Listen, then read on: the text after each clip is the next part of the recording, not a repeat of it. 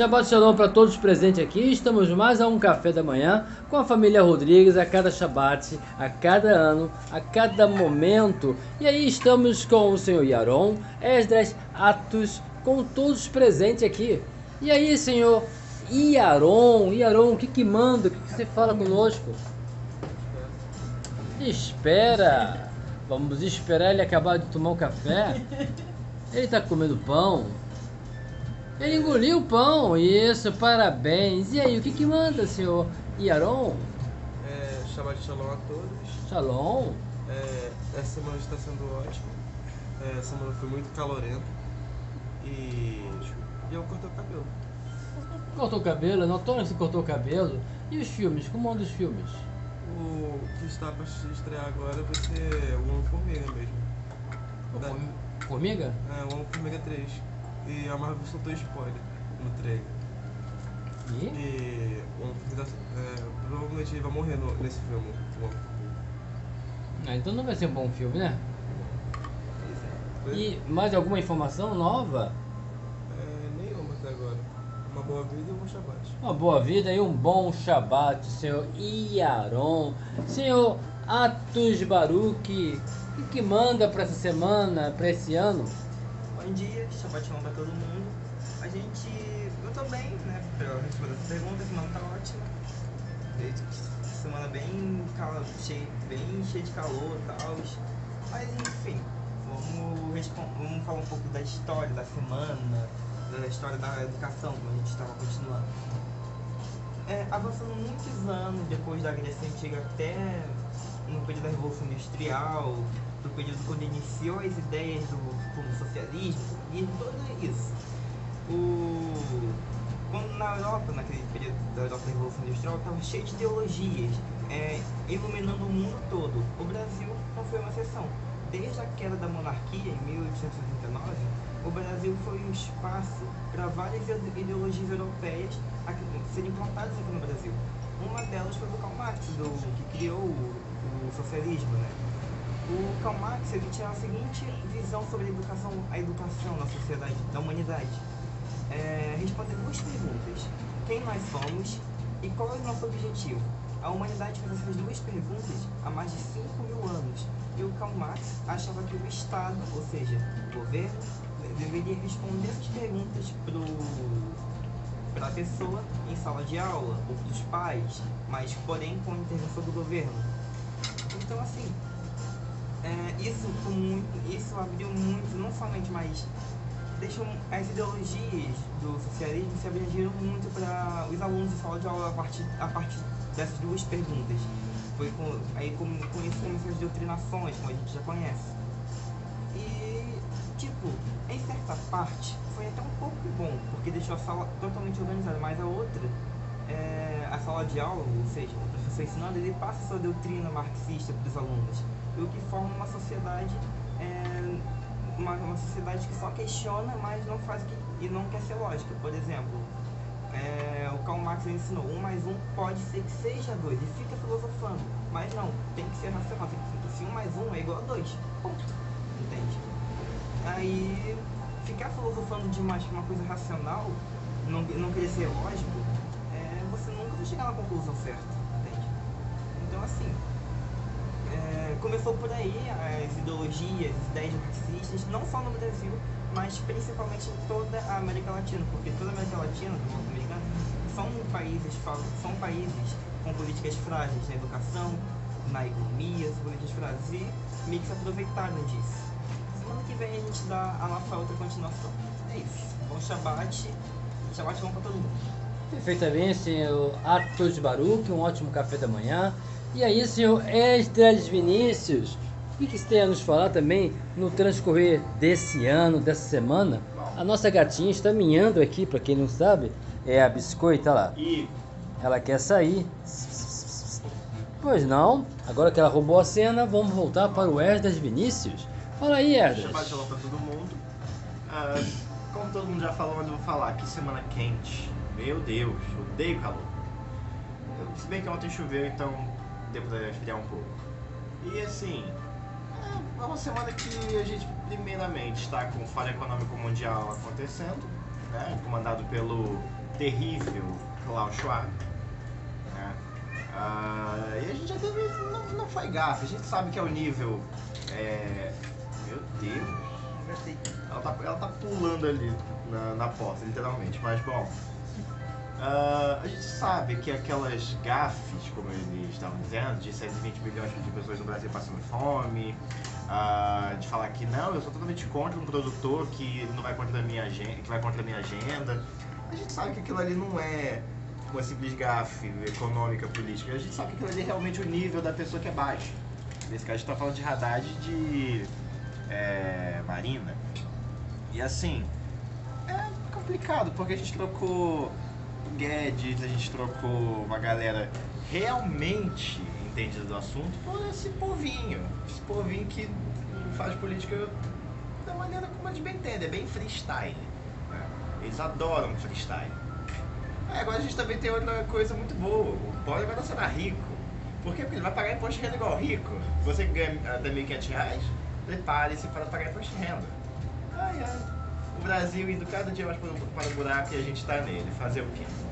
É isso. Semana triste, semana quente. Por isso que acho que ela ficou mais triste, porque ela foi quente pra caramba. Eu tô todo queimado, inclusive. Mas é isso.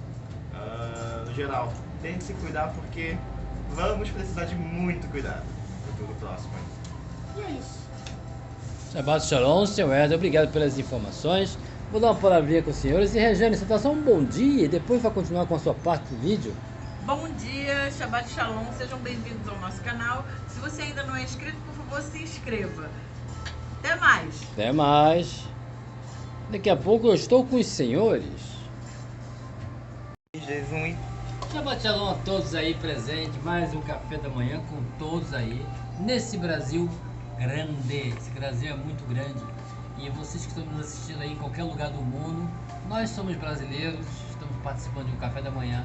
Uma família reunida em casa, tradicionalmente aqui em casa é Shabbat, mas você aí que não tem esse hábito, você pode organizar um dia da semana com a sua família, geralmente no final de semana, tomar um café junto, um café caprichado, trocar ideias, informações e passar adiante, porque uma das coisas fundamentais em épocas de dificuldade é manter a moral elevada, manter os sonhos em atividade, perspectiva e criatividade.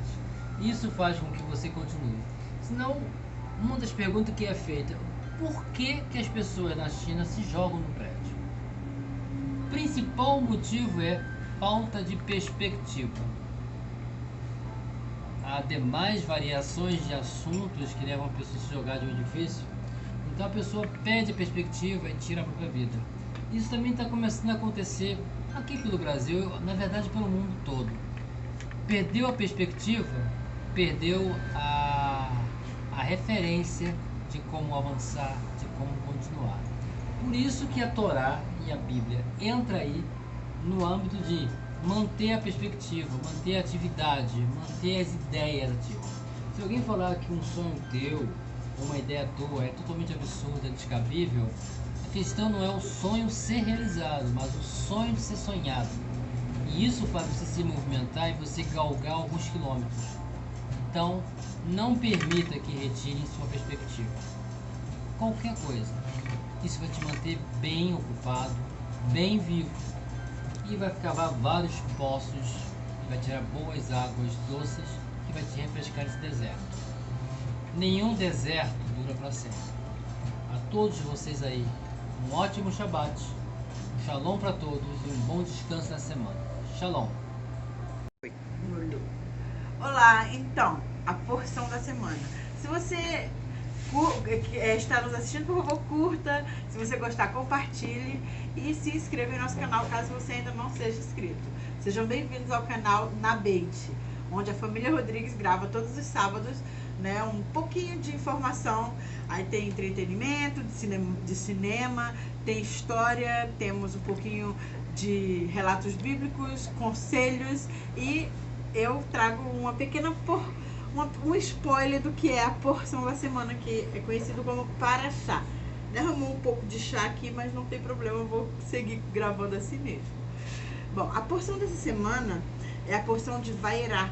Ela é a segunda porção do livro de Êxodo. Ela vai estar trazendo, então, o início ali das 10 pragas.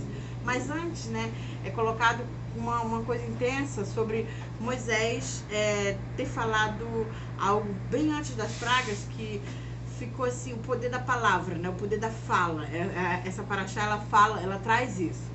Então, quando ele mata ali o egípcio e ele se esconde lá pelo Egito, quando ele é visto pelo judeu que ele defendia, que ele matou o outro egípcio lá para defender esse hebreu, o hebreu, quando ele repreende, né, o hebreu fala, esse hebreu é exatamente o hebreu que ele salvou. Como é que é, Moisés? Você vai nos matar igual você matou o egípcio? Até aí ninguém sabia de nada.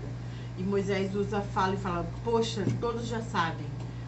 Por ele ter falado, todos já sabem, então vamos dizer assim que as palavras dele ecoaram pelo universo e retornaram para ele, então de repente todos sabiam. E ele vai para o deserto, ele se casa, ele tem o cuidado com os animais, né, de pasto, cabra, camelo.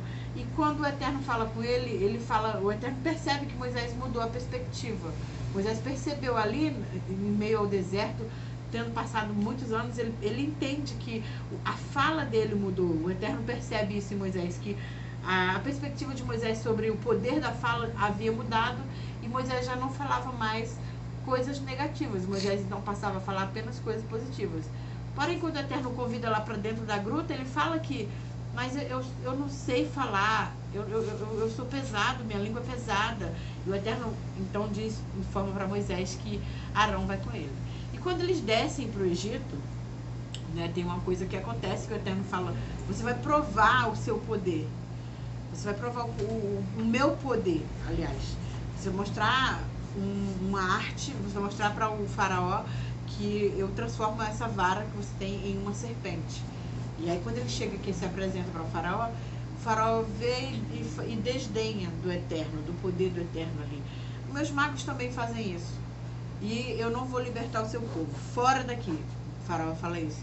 Então Moisés sai e é instaurado então a vingança do Eterno, as 10 pragas. Um momento terrível que se passou no Egito. E o primeiro de todos foi transformar a água em vinho, né? A água em sangue. O vinho é outra coisa. Transformou então a água em sangue. Isso, por que o sangue? A primeira praga.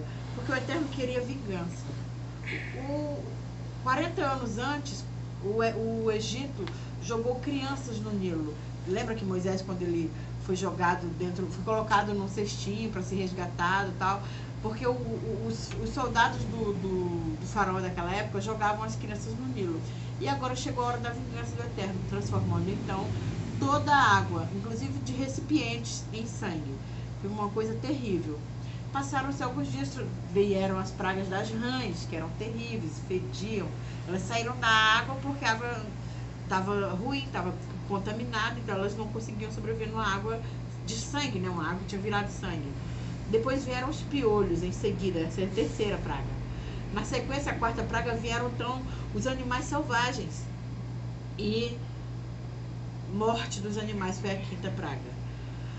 Uma peste que aconteceu ali, não tinha folga. Achava que estava saindo de uma praga, já estava entrando em outra. E a terceira praga foi a sarna, a doença da pele, horrível, horrorosa, coçava, ardia, doía e queimava a pele ao mesmo tempo. E como se não bastasse, veio então a praga do granizo. Essa para mim é uma das assim, que eu considero terríveis, porque não foi uma praga comum, né? Foi uma praga em que detonou-se tudo, as construções, as plantações, o que o granizo pôde destruir, ele destruiu. E aí vieram para quase já perto do final os gafanhotos e consumiram tudo que era verde no Egito. Imagina o rio Nilo, pomposo, né, tem orgulho de suas plantações, e os gafanhotos vêm e comem tudo. E aí então veio uma noite terrível como uma praga. Todo mundo ficou no escuro, ninguém enxergava absolutamente nada, nem mesmo um palmo atrás, na sua frente. E era uma cegueira espiritual, não era uma cegueira física. Você realmente não enxergava. Apenas os hebreus que serviam ao Eterno, esses enxergavam. E teve a última praga, que foi de todas, de longe, a mais terrível. tudo que sobreviveu às 9 pragas, então, né? E também teve uma coisa nessa praga da escuridão. Os hebreus que não cumpriam a ordem do Eterno morreram nesse período e foram sepultados para que os egípcios não ganhassem poder de fala sobre os hebreus. Então, eles não viram os hebreus sendo sepultados. Com isso, eles não tiveram aquele... Tá vendo? Esse Deus aí matou até o povo dele, é um Deus perverso. Não, porque o povo que não serve para o Eterno, ele é eliminado. E aí veio a morte dos primogênitos. Temos hoje como símbolo na nossa casa, nas casas de quem observa as leis do Eterno, a mezuzá, que é um pequeno objeto que fica na porta, simbolizando ali, aí tem você pode colocar o Shema, que é uma reza específica, alguns versículos referentes ao que aconteceu no Egito nesse período, e também versículos favoritos da família pode ser colocado dentro da mezuzá, em pergaminho, e guardado com muito carinho. Quando a gente passa, a gente toca, simbolizando o sangue do Cordeiro, que a morte dos nossos primogênitos não ocorrerá caso o anjo da morte passe por esse local. É um símbolo importante que resistiu ao tempo e é praticado até hoje, né? Que o sangue do Cordeiro esteja na porta de cada pessoa. Essa porção ela é muito rica, ela é muito extensa, ela fala das 10 pragas, ela é bem mais profunda do que isso. Só estou na parte rasa, assim, dando uma pincelada. Mas, assim, estude a porção, estude a Paraxá, estude a Bíblia. O teu livro está aí na tua casa, não é à toa. Comece a estudá-lo com profundidade. Estudar a Bíblia, a Torá ou qualquer livro que você queira, não é simplesmente ler, folhear. É algo mais profundo do que isso. É aplicar na tua vida as coisas que você conseguir aplicar. É claro que existem coisas que estão na Bíblia que nós jamais poderemos aplicar. Nós não estamos em Israel, nós não temos mais os sacerdotes atuando no templo, não temos o templo. Então existem coisas que são impossíveis, mesmo estando em Jerusalém, de se realizar. Mas é possível você observar as leis do Eterno, colocar o Shabat em prática, praticar, né, com sua família um delicioso jantar, um café da manhã e um almoço maravilhoso em família uma vez por semana, que é no Shabat. No mais, tenha uma boa vida, seja bom. Shavuot Tov, que significa boa semana.